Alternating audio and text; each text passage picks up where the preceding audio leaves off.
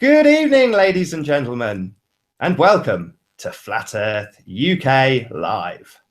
Joining me tonight is Martin Liedtke, otherwise known as Flat Earth British. Martin, welcome to Flat Earth UK Live. Hey Nathan, it's marvellous to be here. Thanks for inviting me, mate. It's really good, thanks. No, mate, it's an absolute pleasure to have you on the show. On tonight's show, we will be discussing the Merchant Navy, archaeology, cartography, that's maps to you and I, and the life-changing experience and the different stages that we go through in this golden nugget we call the globe lie and flat Earth. So, Martin, can you start us off by telling us how you found out the Earth is flat? Uncannily enough, it was pretty identical to the story Patricia Steer told. She said that she was looking for an old coast to coast, which I was myself, a particular one, Whitley Strieber, just an edition of an art bell that I was interested in, just something to listen to in the background. And I stumbled upon the clues. So pretty much the same as a lot of people, actually. But so the clues it started with, and then I moved on to Math Poland. Now, he definitely struck a chord with me. He was, well, he's actually something else, isn't he, actually? So so I went with Math Poland for a while. I think that the way he was coming from was much more what I was thinking. So I went with that for a while. Did he drop you a line recently? And his undeniable proofs, but I don't tend to watch them these days. It took me about a month, I'd say, before I had a hardcore epiphany moment where I even had an argument with myself, a denial moment. I even posted, what a fool am I to believe that we're on a flat plane? Of course we're not. It's a globe. I had this real, identity crisis at that moment. And I posted it. But I knew in my heart then that it was definitely flat. And as you know yourself, once you know, and it's not a belief with me. It's not no more a belief. It's a knowledge. And it's a knowledge once you know. There's just no going back. How can you? Once you know, it's the evidence of your heart, your eyes. You look out of a plane window. What do you see? You see it at eye level. You're not looking down. Are you at a curved planet, a curved Earth? It doesn't happen. It's just either side, either window. It's just eye level. But I could go on for 1,000 different proofs and reasons, and the whole thing of what they've been doing with us from the very beginning.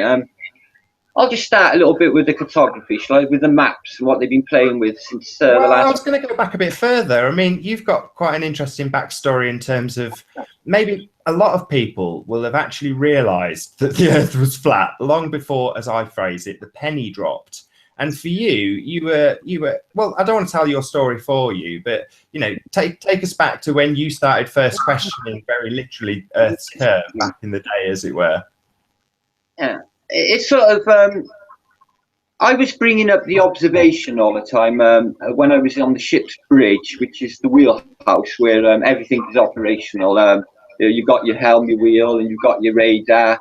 I was looking out at the radar, and I noticed, and we were looking. I was actually Rotterdam, and I think we were 65 miles out. And I said, Captain, should we really see Rotterdam 65 miles out? What about the curvature of the Earth? He looked over at the chief engineer. They looked at one another. This really, really weird stare. It's like it's to say that we know, and. It never meant nothing to me. Obviously, then it never meant nothing to me. But once I realised flat Earth, I visualised that moment, and I thought, oh my God, yeah, they knew all right. They knew it was flat. They usually when we chatted the other day, you were talking about sort of ships in the distance, and you gave me some pretty astonishing. There seems to be no limit. The only limit seems to be is the power of your optics.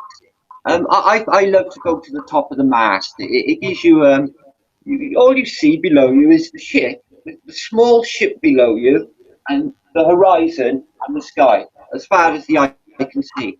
And if you've got a really good set of binoculars, There's nothing visual to the eye. You can bring in a ship, and it's anything up to 50, 60 miles off.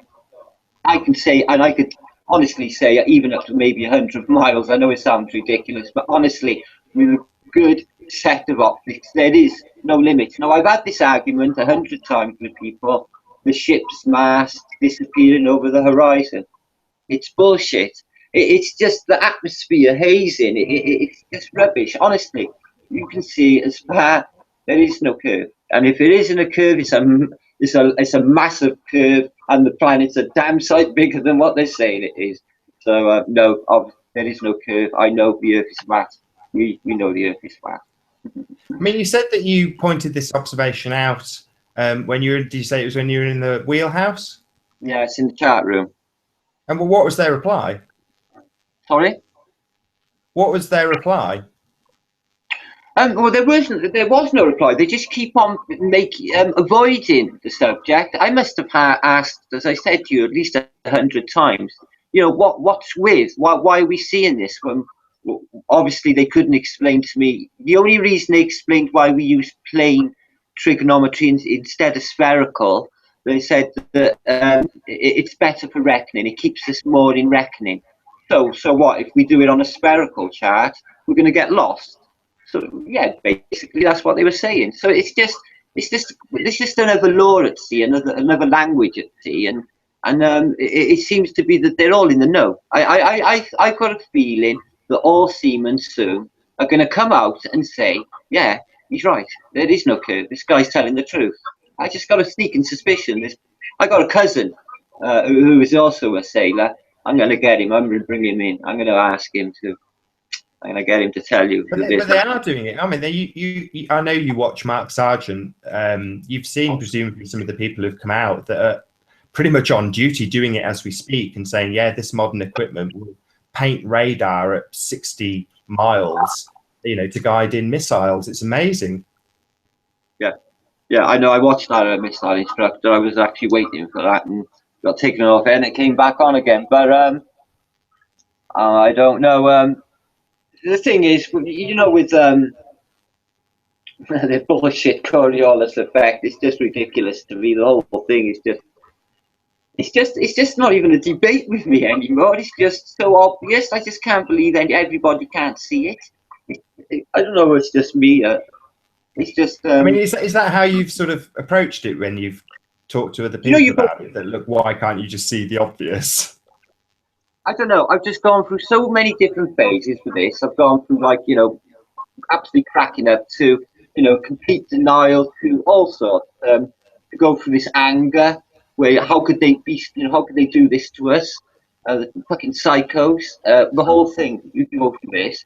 So I've gone to the stage now, and I'm not alone, where I've just gone through the frustration that people are not really listening, and I'm quite happy to go with it.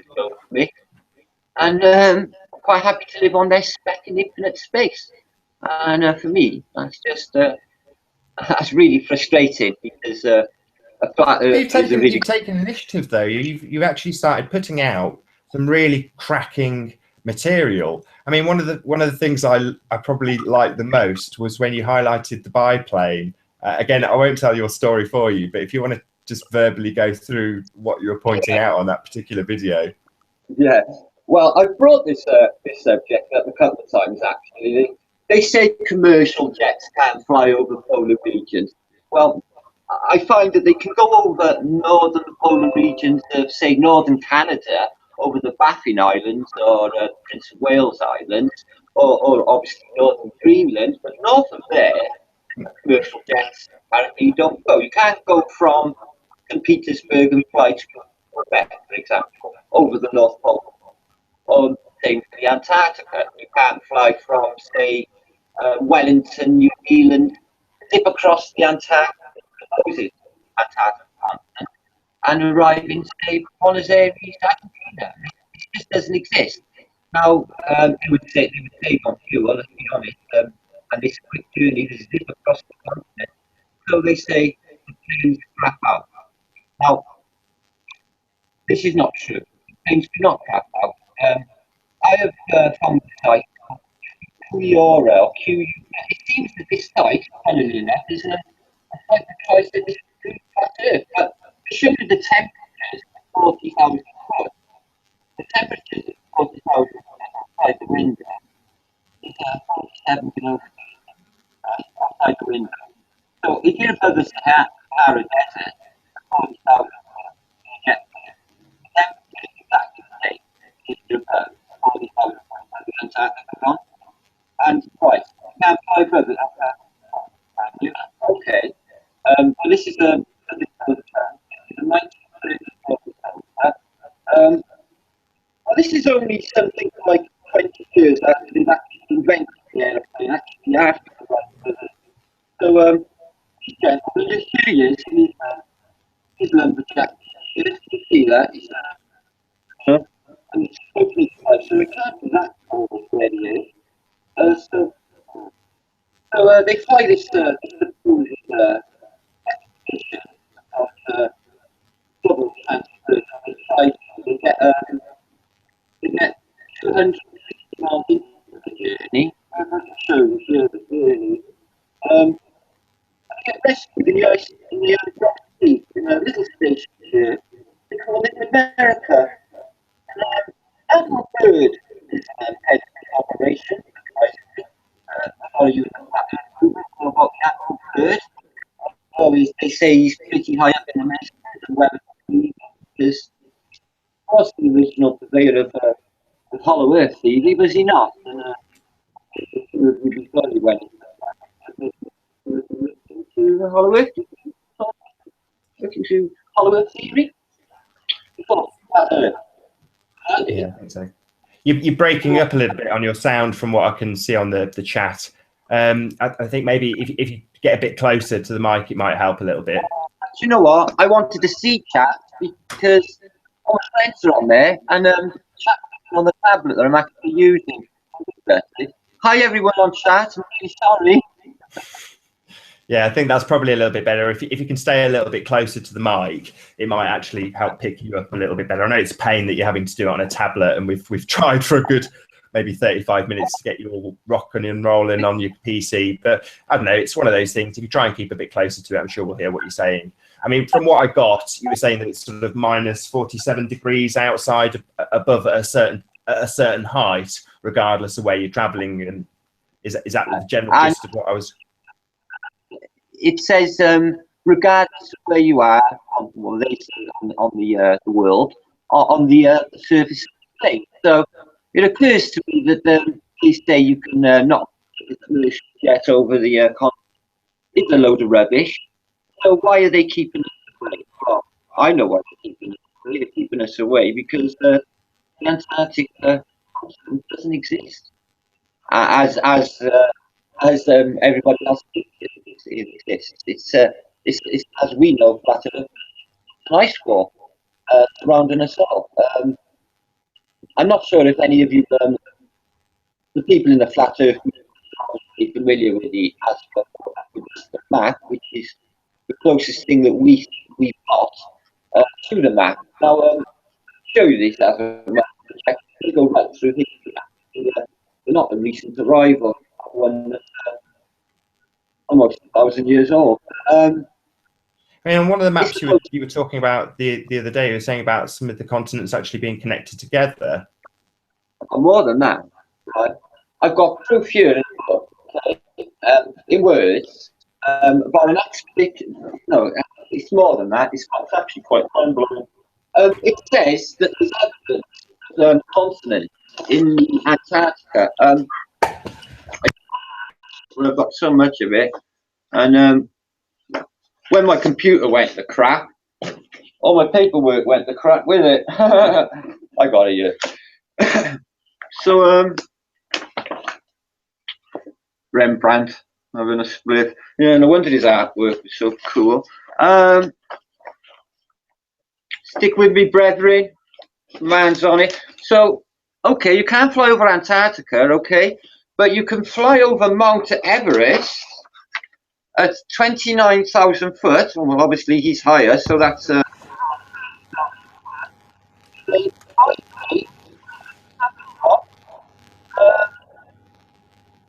No problems whatsoever. Yeah, we're losing half of what you're saying, Martin. I'm afraid. Unfortunately, I think maybe give up on the books and just stay closer to the tablet so we can hear what you're saying. But I think, um, well, I just want to talk about flat earthers really, and how cool it is to be flat earth. Because massive life-changing experience for me. I've got to be honest. I mean, You one of all the think, things you started chatting about yesterday was like things like Operation Paperclip.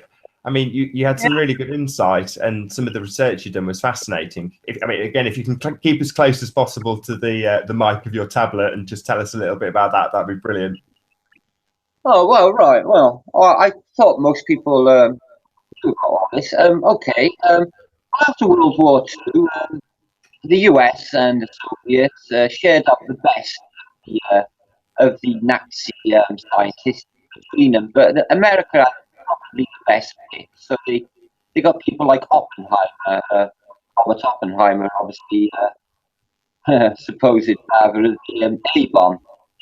People like Oberon, who is, if you do your research and look into it on YouTube, he's involved in the occult, in the OTT, and with Aleister Crowley. So instantly, with the people that are brought over, they are with Nazi occult practices. So you have Werner von Braun, obviously father of supposed NASA, which is almost Nazi. Really. So you got Werner von Braun, and then you've got Edward Teller. Edward Teller, father of the H-bomb. So we got all these wonderful people, all brought over from Germany to the proving grounds. I got Los Alamos. You know someone there in Las Alamos, and they set up this giant place where very secretive things that they're doing there. And to this day, what they were doing there, outside of their probable nuclear research, it still remains a mystery. But they were involved in occult practices for sure. This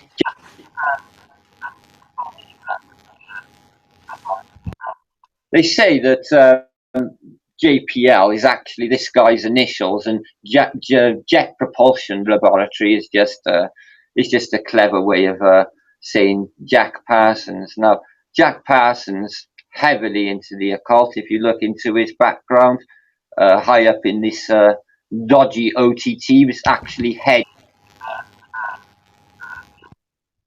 in California.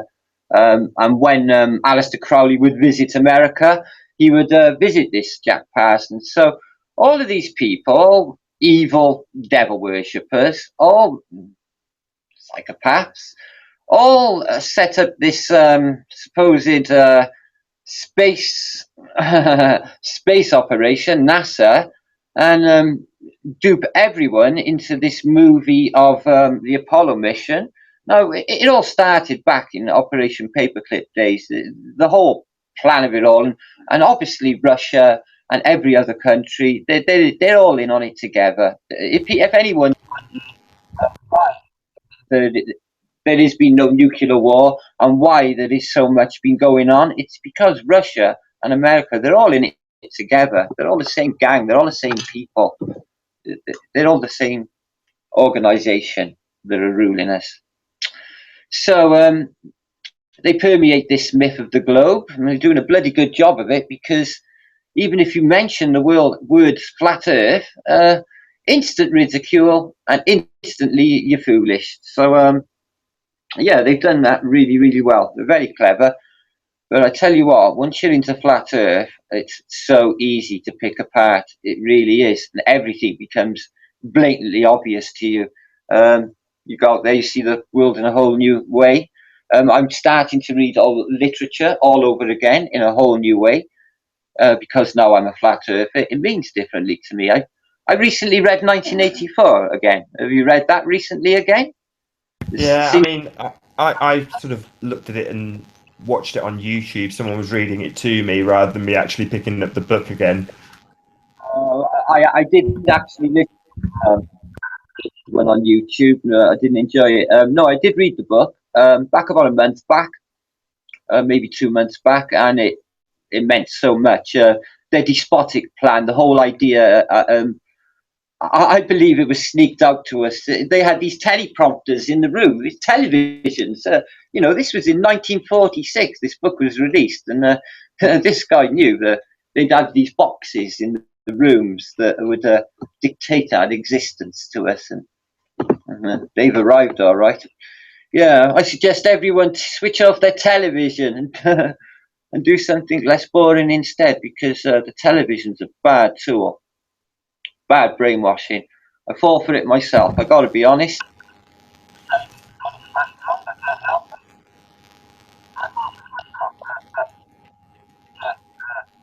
Stop the telly. Look into some old literature. I got a library across the road. It's not a bad library. Go to a library. Look at some old books. It's sort of modern day censorship old books, and you can see things a little bit different. I'm reading this book. Polar expedition, Scott of the Antarctic. I'm a third of the way through it, but I've given up because the thing seems to be an exercise in keeping us away from Antarctica. But go to Antarctica on holiday, apparently. Are you aware of this?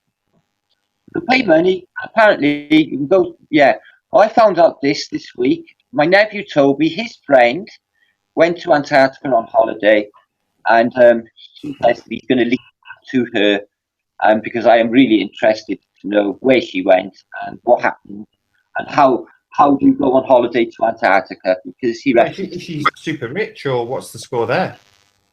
Sorry? Has she got lots and lots of money? How is she affording to go there? As I understood it, it's really, really expensive. Yeah, well, he's a doctor, so I suppose he's in with these sort of people. But yeah, she genuinely. He says she got photographs. He says you've seen her. But well, link me up. I really need to speak to this lady. So he says he's going to link me up. So I'm quite anxious to talk to her about her experiences. It'll all ring true to her, and yeah. So I'm going to try and get through to her. He's going to work on it for me. He's probably actually watching this now. A few of my family watching this. Nice. What's happened to my computer, Nathan?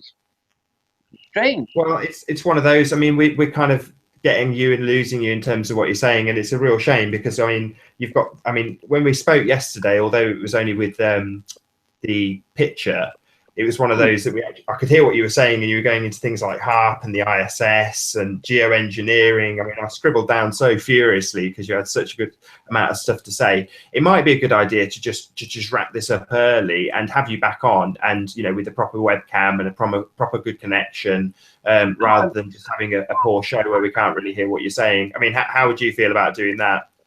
That's cool. It makes perfect sense. Yeah. Nathan, what's happened, right, is I believe that I've downloaded like a separate camera, and I believe then in a second flat, if you just give me 2 seconds, I believe that I can actually do this properly and be on camera. Now, I think what we'll do, Martin, is probably a much better idea to wrap up and maybe try again tomorrow. And if you can get like a better webcam connected up via a USB or something, we'll do it that way, and then we'll have a proper show where we can hear you, and that'll be a much better idea. Okay, man. Nathan? I mean, it's been a pleasure, and it's a shame because we were chatting for a good 2 or 3 hours yesterday, and it was it's one of them we've got to see you, but we've not got to hear you. It's sod's law. Anyway, I'm not going anywhere. We'll just get the computer together. I'll fix it up now, and listen to me. We'll do this again, and it'll be good. Sorry, guys out there. I really am. All you guys in chat, I'm sorry. We'll do it again and we'll get it proper. It's my cracked up computer. They're in it. It's a conspiracy, believe me. Fucking with my computer. It's never happened before. I've never had a computer problem before until now. Fucking don't worry, buddy. It's all good. I think some of the things we've said have been the words earth and flat related in that manner. So hopefully people have got a little bit of flat earth information. And we'll try again tomorrow. Do you think you'll be able to get hold of a webcam for tomorrow? Yeah, I've got a webcam. I've just borrowed, I've lent it out, and obviously if you lend things out, you never get them back. Well, I don't anyway, so I'm going to go and get it back tomorrow. Well, we'll try again tomorrow, mate. I mean, that would be nice to have a New Year's Eve show with you on it, with this having some proper topics and some proper flat Earth info, because you're full of it, mate. You're full of good information, and I want to get that information out. So, you up for doing it again tomorrow evening? Yes, please. That'd be good. Wicked. Well, to all of you in the chat, thank you very much for tuning into Flat Earth UK number 11. We'll do another 11 part B, if you will, tomorrow evening. Hopefully we'll be able to hear exactly what Flat Earth British has to say then. In the meantime, I'll see you all in the next video.